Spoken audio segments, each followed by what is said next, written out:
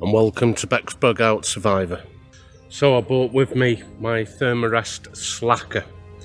It's a polyester hammock. I've also brought with me my parachute nylon hammock just to give it some comparison. So why have I got a polyester hammock now? So with a polyester hammock, there's hardly any stretch to it. So wherever I put it up in the trees, it's the level it's going to sink to, and it won't sink any lower than that. Of course, I'm using polyester tree straps also, so there'll be zero stretch in it.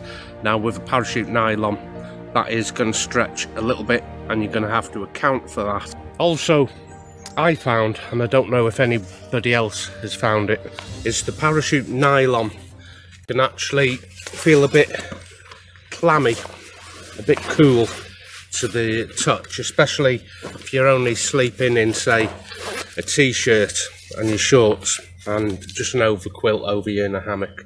The actual fabric itself I'm talking about, I always have insulation under me, but with polyester it doesn't get that clamminess that sometimes I suffer from in the parachute nylon hammock. And whether that's just me or whether you found that as well, I don't know. But I have had a polyester hammock before from a DD range, and a lot of DD are polyester.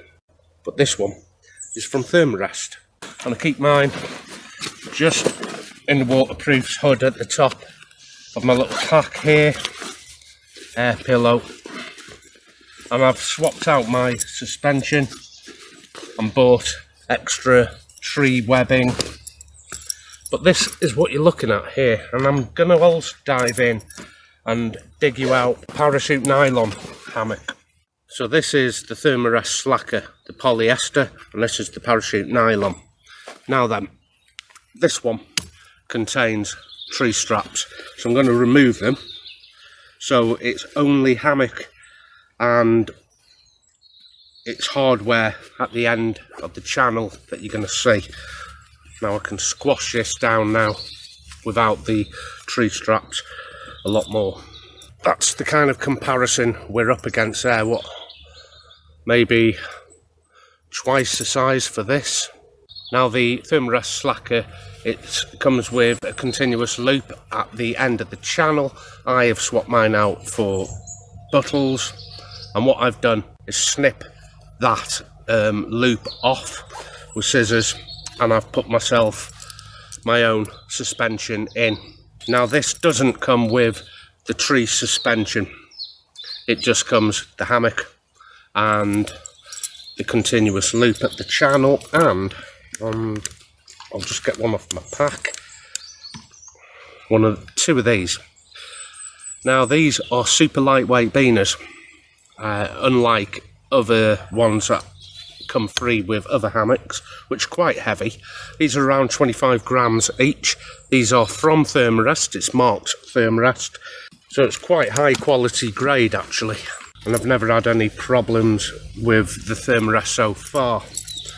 Okay, so using my own suspension here, I'm going to put these up to these trees, put this up, and then we'll talk a little further about the benefits, pros and cons of polyester versus parachute nylon. So I've gone with the buttle system for this hammock. No particular reason, I might just like it. So now one half's already up and it's still in its stuff sack. I can unclick it with this buttle here, and it starts coming out of its stuff sack, and stuff sack is integral to the actual hammock, so it'll become a pocket. I'm raising it up to where I want it. So I'm going to give it something like a 30-degree angle here. It's near enough. It's near enough. I could alter and play about with it in a minute. That side needs to be altered. Now I want you to watch as I get in. There shouldn't be any continuous sag, or hardly any.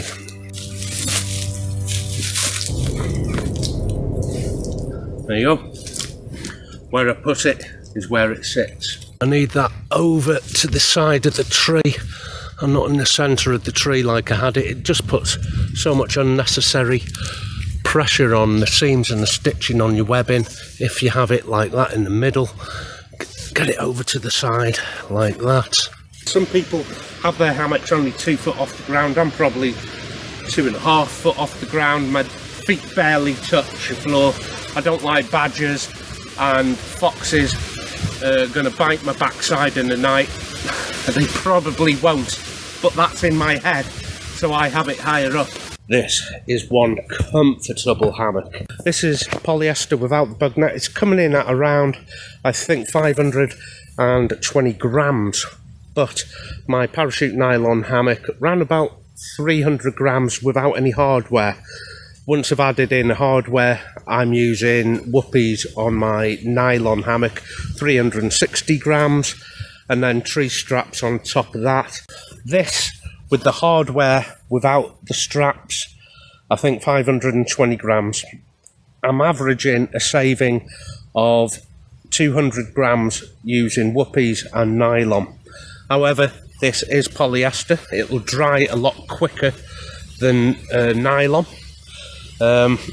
Like you saw, 0 stretch, and it's said to alleviate cartridge, but I've not found that to be so. And cartridge is just this section here where you can see the fabric is tight. It sounds like a banjo string. You can almost get a tune out of that. Now imagine lying on a banjo string, and that's cartridge. It'll cut into you. It's not a problem. You can lie diagonally, but you can still get cartridge. I just kick it out the way. So here's the cartridge here. I get my foot and I work it out like that. I can get more of a diagonal lay with the therm-a-rest slacker than I ever could with my parachute nylon, mostly because I didn't have the size of hammock that was right for a diagonal lie with the parachute nylon. That was about 8 foot by 4 foot, which is 280 centimetres by 140. This is a lot bigger. We've got nearly 3 metres, 295 centimetres, 160 wide. So it's the size now that enables a more diagonal lie. And I've had a night out with a ridgeline also, which was connected to the hammock to give it even more sag and a better diagonal lie. And on the night out with the ridgeline, trying to get a perfect diagonal lie, it didn't work for me. It did in the end. It was a lot of trial and error, a lot. But hopefully next time I can get it right. The problem I had with the ridgeline was my chin was on my neck like that because I was elevated with my back quite high up. So I took the ridgeline off and just laying it like I am now. And as you can see, my chin's nice and high up. I have got a pillow I can put behind my head also. This is cosy. I like this a lot. So the colour is called gold. I love vibrant bright colours. It probably wouldn't be a stealth hammock, although once you've put your underquilt on underneath here and put the basher up over the head and it comes down like that, you see very little of the hammock. And we can see that next week when we took it out a few weeks ago, but you'll be seeing it next week. And I used the ridgeline, this very setup. We went out for the night. I was up and down like a yo-yo adjusting things. I won't tell you any more because I don't want to give you in this episode my conclusions too much. You'll have to watch next week. A nice fun night out. I should have took some brandy with me really, but I left it in the car. So what other difference, pros and cons are there?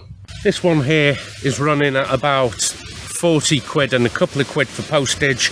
The parachute nylon hammock probably around 10 to 20 quid depending on if you get a British one or an import. I've got both and I'm happy with both. I'm really happy with the British one, Nature Fun. It's a lot shorter, it's a lot narrower, the underquilt fits better, and that's the thing with a diagonal lie. The hammock can get a diagonal lie, or rather you can get a diagonal lie in a hammock, which is an asymmetrical lay like that.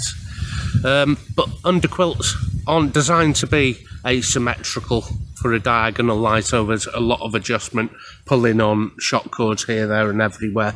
I think it's going to be easier if I handcraft and make an asymmetrical underquilt from an old sleeping bag, and I've got one on the boot, car boot, cost about £3. It's going to be good enough just to cut up, run some stitching in, a channel, throw some shock cord at it, and just see where we're at. If the prototype design works, I can move up to a better quality material. The thing that surprised me was the quality of the actual beaners themselves. Round about 25 grams when I weighed them, if memory serves, but don't quote me on it. The shame about it, it didn't come with the webbing like that.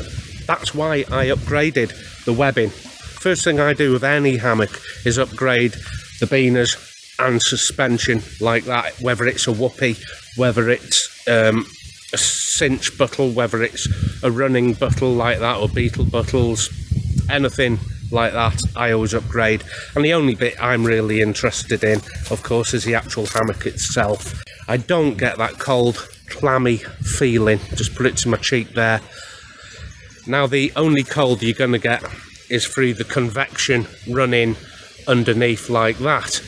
And even with insulation on my parachute nylon, the actual material of the parachute nylon just feels clammy. That's why I always put the silk sleeping bag liner in with me. Not so needed or required with this when I took it out. I forget what top insulation I took out with me. I filmed it a few weeks ago, but you're going to see it next week. But I recall being quite warm and toasty, didn't get the clammy, damp feeling. Now, whether that's just me or you've experienced that also, I don't know, but I have had both polyester and parachute nylon materials to compare to, so I have got a base to compare each other there. But in whole, I'm happy with that. Not much more you can say about a hammock other than it comes in a range of colours, you'll be glad to know. One of them was forest green, so I am going to keep obviously both my hammocks. I have a few hammocks now, but my main one is the one you saw, the Nature Fun, and this, the therm-a-rest. Keeping one for winter, one for summer also, and I'll be using them like that in conjunction with either pads or underquilts. This would make a cracking pad hammock. I've had this out with the MWS sleep system and a pad. Had a really cracking night's sleep in it. But that is ripstop, a ripstop polyester. We've all heard of ripstop nylon. This is ripstop polyester, and I've looked at it, and it is indeed a ripstop. And the stitching, I know you're going to want to know about. It is really good. I'm going to treat myself to a nice hot drink, and I might even have a little nap. So until next time, take care of yourself. I'll see you out there. Happy trails.